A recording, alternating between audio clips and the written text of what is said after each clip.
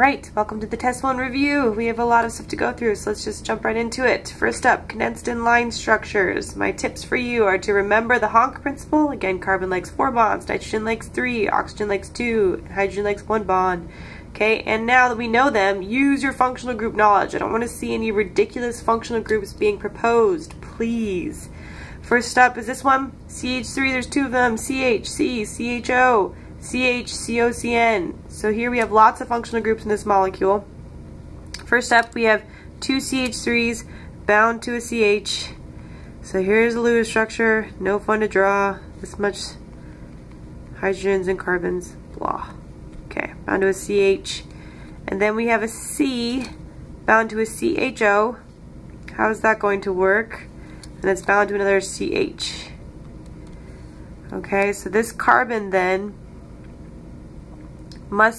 needs 4 bonds, right? And right now I only have 3 drawn for this carbon. So something's up. Notice that this carbon here too is only bound to another CO, which we all should be familiar with now as this. Okay, so where's my double bond? It must be here. How do I know it didn't go up here? Well, let's just figure this out. There's a CHO there. That is an aldehyde. CHO is an aldehyde. Okay, so the double bond could not have been there, or else that would expand the octet. So it had to have been here, because again, he only had 3 bonds, so did he. And here we go, we have a CO. We should all know that's a carbonyl. CO, go up. And then CN, we should all be familiar with, that's a nitrile. C triple bond. So if we want to be specific, we can add all of our lone pairs here for the Lewis structure. And so the line angle structure, of course, I would always count my carbons. 1, 2, 3, 4, 5, 6. Might as well do 7. 1, 2, 3, 4, 5, 6, 7. Count. 1, 2, 3, 4, 5, 6, 7. I'm telling you guys, it always helps to count your carbons. So on carbon 2, I have another methyl group. Sweet. On carbon 3, I have an aldehyde. Sweet. You don't have to draw this H, but it's just usually drawn, so I just usually draw it. We have a double bond between 3 and 4. Double bond. And then a carbonyl at carbon 5. Sweet. And then 6 and 7 is a nitrile. So it's fine again if you have the hitch here. Again, triple bonds should be linear, but it's fine if it looks like this. No problem. Cool. Again, use your functional group knowledge. Recognize that CHO is an aldehyde, and that CO is a carbonyl, and CN is a nitrile. Okay? Use that functional group knowledge. How about this one? HO2C, CH2, CCNH, COCH3. Whew. Again, lots of functional groups. So, HO2C, if we read it from right to left, well, sorry, yeah, from right to left, it's CO2H. This is a carboxylic acid. HOCO. There's a carboxylic acid next to a CH2. Awesome. And then we have a C bound to a C. How is that going to work? A triple bond. Triple bond. Awesome. Bound to an NH. Bound to a CO. It's a carbonyl. CH3.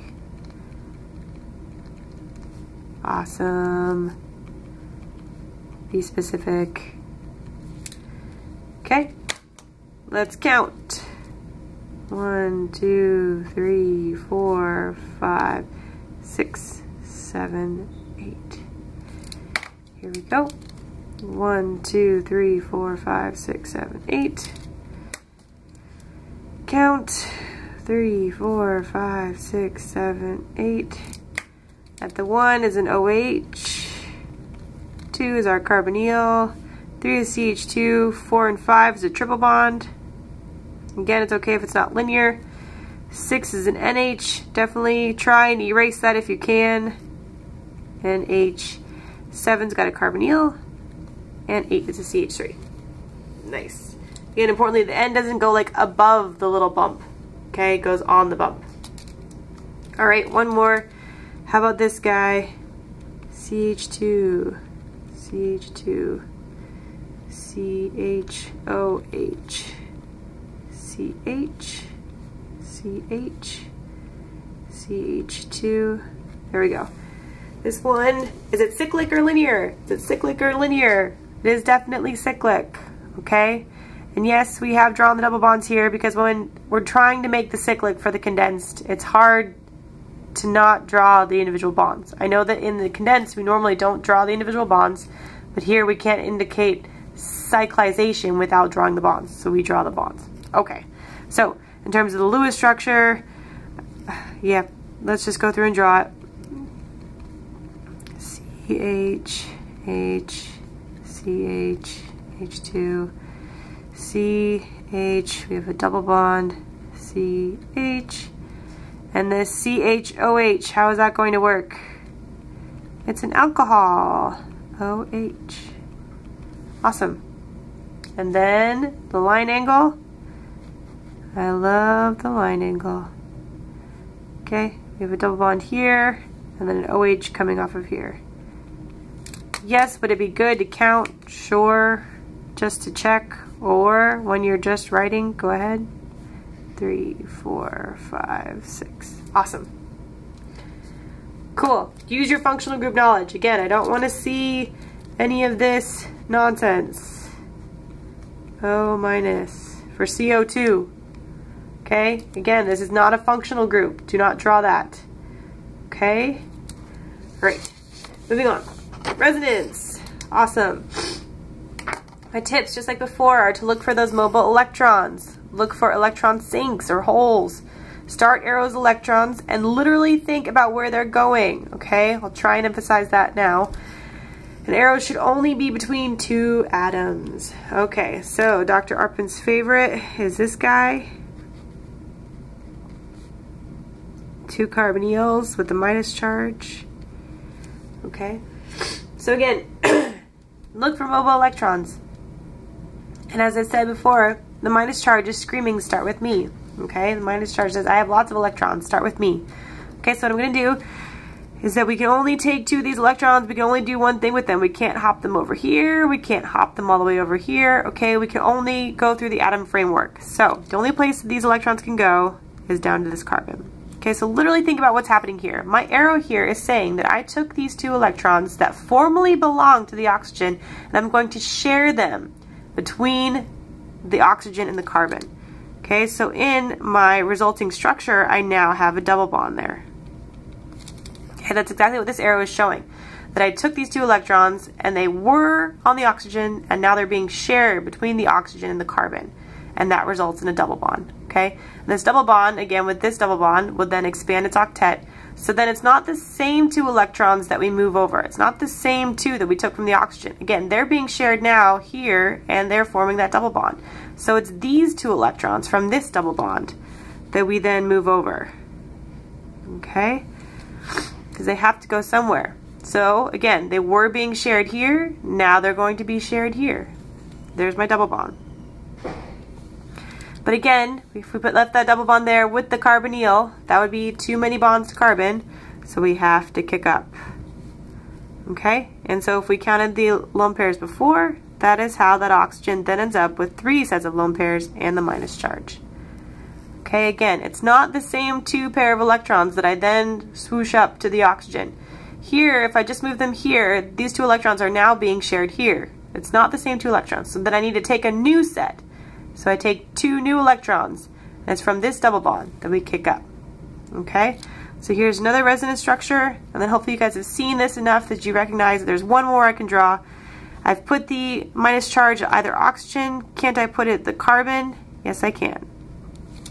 So again, I'm going to take 2 electrons, and I'm going to, again, they formally resided with the oxygen. I'm going to take them and share them between the oxygen and the carbon. Okay, and that results in a double bond there. There you go. But if we left that double bond there with this double bond, right, it'd be too many electrons, so we have to put them somewhere. We can put them right on the carbon, and that's how the carbon ends up with a minus charge. Okay, remember there is a hydrogen here. There is a hydrogen. Okay, so there's still a hydrogen there, and that's how we get a formally -1 charge. Go through and calculate it. You guys are still rough on your formal charges. Okay, make sure you understand there is a proton here, still an H, and so this has a formal negative charge. not a plus charge. A lot of you are drawing that too, okay? Notice how my original structure has a minus charge, therefore all of the possible resonance structures should have a minus charge. Okay, if I start with a plus charge, all of my structures should have a plus charge, like this one.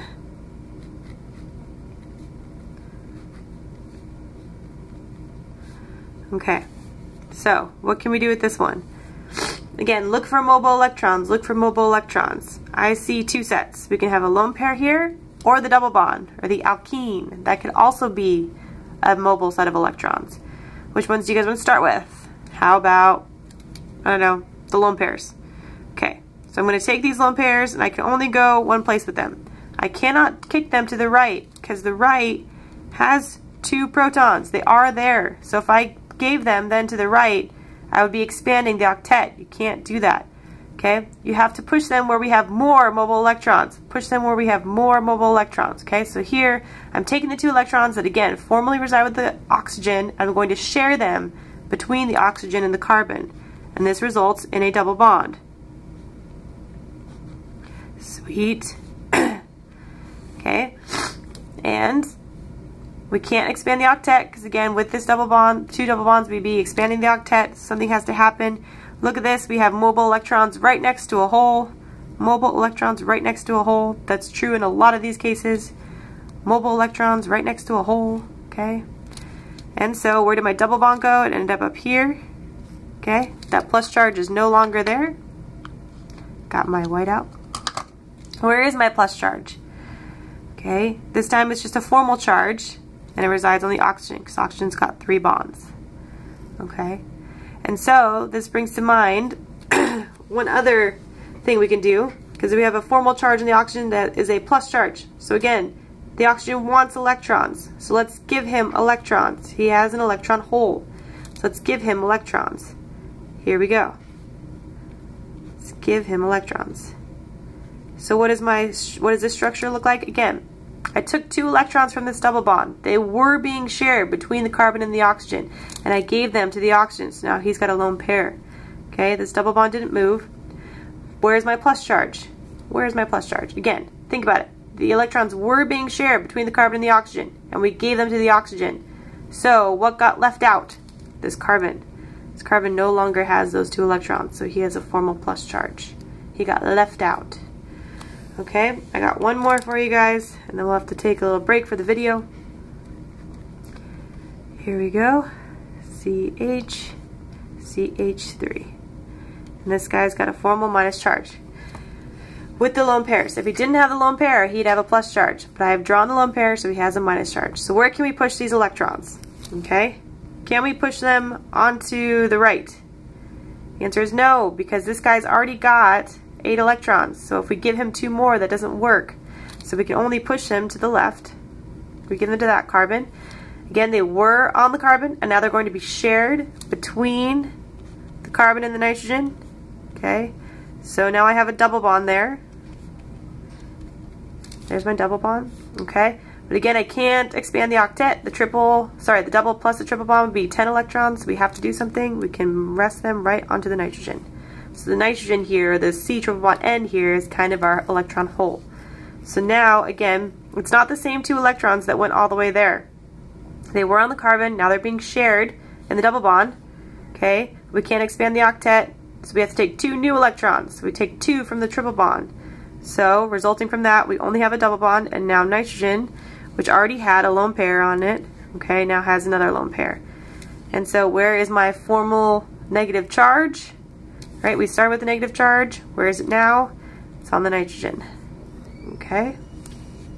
And I'm trying to think if there's anything else we can do here. I don't see anything else. Awesome. Okay, so that's resonance.